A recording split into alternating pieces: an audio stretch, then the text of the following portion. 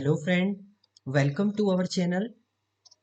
Today we will discuss about MongoDB. तो आज हम लोग देखेंगे MongoDB का इंट्रोडक्शन। इसके बाद नेक्स्ट ट्यूटोरियल में हम लोग प्रॉपर इंस्टॉलेशन देखेंगे, कैसे आपका MongoDB वर्क करता है और कैसे इसके हम लोग क्वेरी यूज करेंगे MongoDB में। तो पहले थोड़ा सा हम लोग इसका इंट्रोडक्शन देखते हैं। इसका इंट्रोडक्शन लेने से पहले आपको थोड़ा बहुत MySQL के बारे में पता होना चाहिए, एसक्यूएल के बारे में पता होना चाहिए। एसक्यूएल में मेनली आपका एसक्यूएल जो था वो डेटाबेस था, जो आपका आप ओल्ड भी बोल सकते हैं। अब लेटेस्ट आपका मोंगोडीबी पे ही मैक्सिमम जितने भी आपके न्यू टेक्नोलॉजी आ रही है वो सब मोंगोडीबी पर ही काम कर रही हैं। जो आपका आप अभी ओल्ड भी बोल सकते हैं माई एसक्यूएल या एसक्यूएल को, बट दोनों आपके चल रहे हैं। अभी जो डेटाबेस आपके चल रहे हैं मोंगोडीबी है, एसक्यूएल। एसक्यूएल और मोंगोडीबी में कुछ डिफरेंस है आपका, क्योंकि जो एसक्यूएल है वो आपका रिलेशनल डेटाबेस मैनेजमेंट सिस्टम पे काम करता है, but MongoDB is not working in a relational database management system. Means आपके जो आप डेटा जब स्टोर करते हैं वो रिलेशन फॉर्मेट में आपका स्टोर होता है एसक्यूएल में, बट मोंगोडीबी में ऐसा कुछ नहीं होता है। मोंगोडीबी में आपका डेटा जो भी स्टोर होगा वो एक डॉक्यूमेंट सेक्शन में स्टोर होता है। तो आप कैसे भी डेटा को स्टोर कर सकते हैं। न्यू कॉलम आप डायरेक्टली क्रिएट कर सकते हैं, फील्ड इसमें फील्ड होती हैं, आप कलेक्शन क्रिएट कर सकते हैं, ये सब कुछ इसमें होता है। तो अभी हम लोग आगे इसका प्रॉपर देखेंगे। तो पहले थोड़ा सा हम लोग इसके कुछ पॉइंट देखते हैं कि मोंगोडीबी एक्चुअल में होता क्या है। तो simple, MongoDB is the most popular NoSQL database. It is a open source document oriented database. Means MongoDB को आप NoSQL database भी बोलते हैं। NoSQL means it not work in a SQL format. Means relational database management system को support ये नहीं करेगा आपका, कि डेटा आपका रिलेटेड नहीं होना चाहिए इसमें। और ये ओपन सोर्स है एंड डॉक्यूमेंट ओरिएंटेड डेटाबेस है। डॉक्यूमेंट मींस ये प्रॉपर डॉक्यूमेंट आपका क्रिएट करता है जिसके थ्रू आपका डेटा जो है वो स्टोर होता है डेटाबेस में। और जो इसमें जो भी आपका वर्क होता है वो जेसन क्वेरी के थ्रू होता है। The term no SQL means non relational. जो भी डेटा आपका स्टोर होगा डेटाबेस में वो रिलेशनल फॉर्मेट में नहीं होगा। It means that MongoDB is not based on the table like relational database structure. इसमें टेबल की तरह आपका रिलेशनल डेटाबेस स्ट्रक्चर नहीं होता। इसमें आपका डॉक्यूमेंट फॉर्मेट में डेटा जो है वो डेटाबेस में स्टोर होगा, but provide an all together different mechanism for storing and retrieving of data. ये जो भी डेटा आपका रिट्रीव करना है, स्टोर करना है, उसके लिए कुछ डिफरेंट मैकेनिज्म यहाँ पर ये प्रोवाइड करता है। तो यहाँ पर डिफरेंट मैकेनिज्म आपके होते हैं, कलेक्शंस, डॉक्यूमेंट, फील्ड। तो ये सारी चीजें होती हैं। अभी हम लोग डिफरेंस जब देखेंगे माइस्क्यूएल एंड मोंगोडीबी में, तो आपका डिफरेंस क्लियर हो जाएगा कि आपकी डिफरेंट फील्ड क्या क्या होती हैं इसमें। नेक्स्ट है, this format of storing is called as a JSON, similar to as a JSON. JSON is a JavaScript object notation. जो भी डेटा आपका स्टोर होता था, एक ऑब्जेक्ट हम लोग क्रिएट करते थे, देन उसके बाद डेटा आपका डेटाबेस में स्टोर होता था। But in MongoDB it can be work as a BSON. BSON means a binary JSON. Binary format में आपका डेटा जावास्क्रिप्ट ऑब्जेक्ट नोटेशन के फॉर्मेट में डेटा स्टोर होता है डेटाबेस में। अब प्रॉपर अगर मैं स्ट्रक्चर की बात करूँ MongoDB का, तो स्ट्रक्चर आपका लाइक दिस होता है। इस फॉर्मेट में आपका स्ट्रक्चर होता है।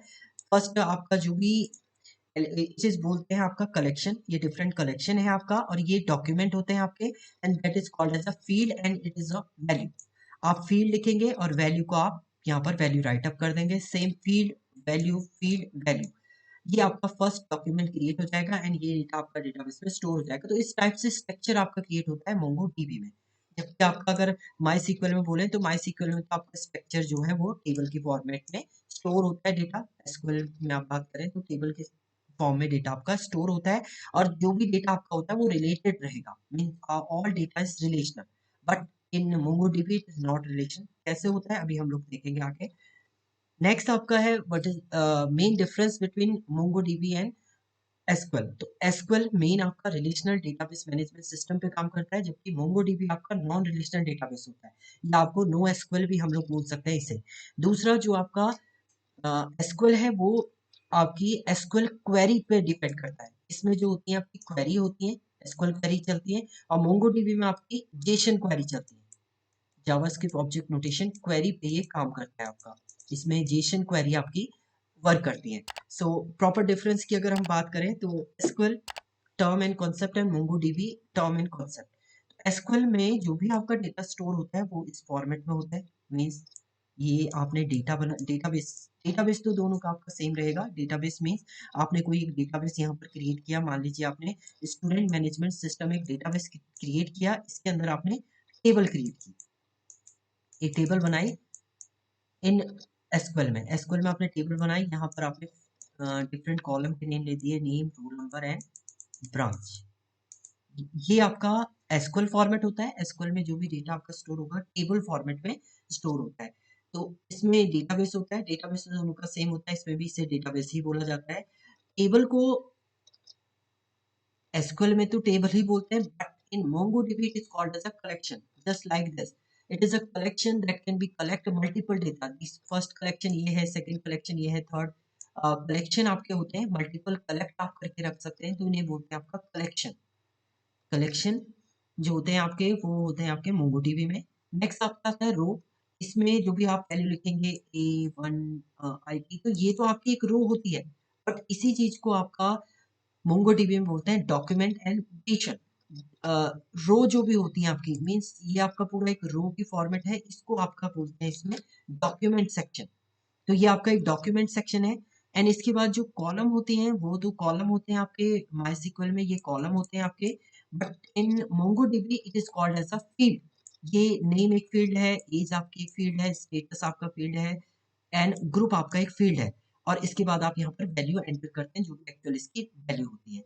तो ये कॉलम के नेम फील्ड होते हैं और ये एक्चुअल आपकी वैल्यू है जो आपका वैल्यू आप स्टोर कर रहे हैं डेटाबेस में। अब देखिए एक डिफरेंस और इम्पॉर्टेंट ये होता है, एसक्यूएल का स्ट्रक्चर आपका फिक्स है।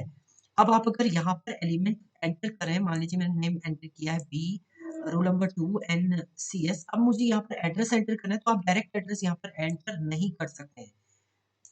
डायरेक्ट एड्रेस एंटर नहीं कर सकते किसमें, एसक्यूएल में, क्योंकि ये डेटा आपका स्ट्रक्चर है और रिलेशनल डेटाबेस है। तो आपको पहले कॉलम क्रिएट करना पड़ेगा, कॉलम अल्टर की कमांड के थ्रू आप कॉलम क्रिएट करेंगे, देन उसके बाद स्टोर करेंगे। But in MongoDB you can store new column, new field directly. ठीक है, ये आपके डिफरेंट पहले वाले जो कलेक्शन है आपने उसमें ये राइट अप किया, सेकंड कलेक्शन में आप इसको सेम इस टाइप से लिख सकते हैं। नेम आपने लिखा, ये नेक्स्ट नेम आपने कोई भी यहाँ पर नेम एंटर कर दिया, एज आपने एंटर किया, यहाँ पर स्टेटस आपने लिख दिया है, ग्रुप आपने कर दिया है। नेक्स्ट आपको अगर फील्ड एंटर करनी है तो डायरेक्ट आप यहाँ पर एड्रेस लिखेंगे और यहाँ पर एड्रेस क्या कर देंगे, एंटर कर देंगे और इसे क्लोज कर देंगे। तो ये आपका कलेक्शन हो जाएगा जिसमें आपका नया फील्ड जो है वो डायरेक्ट एंटर कर सकते हैं आप MongoDB में।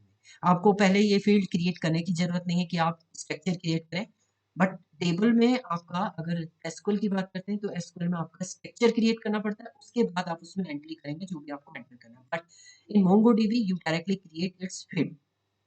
So these are the important difference of MongoDB and SQL. और something difference also available, SQL foreign की को सपोर्ट करता है, बट आपका MongoDB फॉरेन की सपोर्ट नहीं करता है।